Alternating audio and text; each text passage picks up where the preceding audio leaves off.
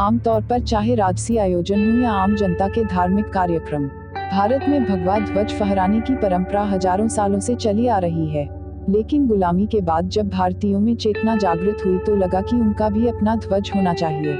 स्वामी विवेकानंद की शिष्या बन मार्गरेट एलिजाबेथ नोबेल जब समाज सेवा के लिए आयरलैंड में अपना घर छोड़कर भारत आ गईं तो स्वामी जी ने उनका नाम रख दिया सिस्टर निवेदिता। उन्हीं निवेदिता को भारतीयों पर अंग्रेजों का जुल्म बुरा लगा और उन्होंने भारतीयों की मदद करनी शुरू कर दी।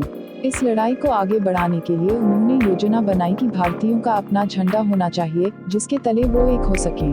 बंग भंग आंदोलन के दौरान उन्होंने भारत का ये पहला झंडा डिजाइन किया।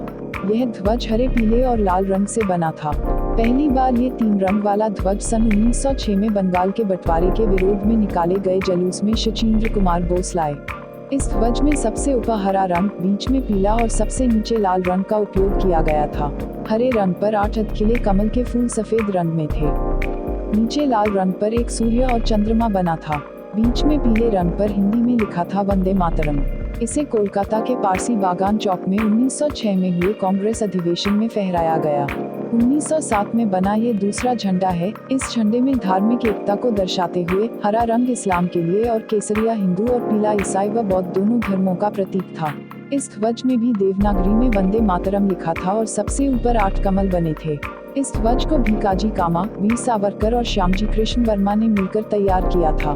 प्रथम विश्व युद्ध के समय इस ध्वज को बलिन कमेटी ध्वज के नाम से जाना गया और पेरिस में भीकाजी कामा ने फहराया। 1917 में बना ये तीसरा ध्वज है जिसे होम रूल आंदोलन में डॉक्टर एनी बेसेंट और लोकमान्य तिलक ने फहराया। इस ध्वज में 5 लाल और 4 हरी क्षैतिज पट्टियां एक के बाद एक और सप्तऋषि के अभिविन्यास में इस पर बने 7 सितारे थे। बाईं और ऊपरी किनारे पर यूनियन जैक था। एक कोने में सफेद अर्धचंद्र और सितारा भी था। अब कांग्रेस को भी लगा कि अपना एक ध्वज होना चाहिए। पिंगली वेंकैया को गांधी जी ने ये काम सौंपा। सामने आया ये चौथा ध्वज जिसमें हरा रंग मुसलमानों का, लाल हिंदुओं का और बीच में चरखा था। धर्म के नाम पर होने पर इसकी आलोचना हुई तो स्वराज पार्टी ये 5वां ध्वज अपनाया जिसे 1931 में कांग्रेस ने भी अपना लिया। इसमें केसरिया सबसे ऊपर, सफेद बीच में और नीचे हरा रंग था और बीच में चरखा था।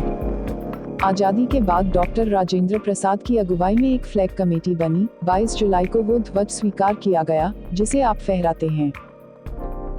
बड़े बदलाव के तौर पर चरखे की जगह अशोक चक्र बीच में कर दिया गया।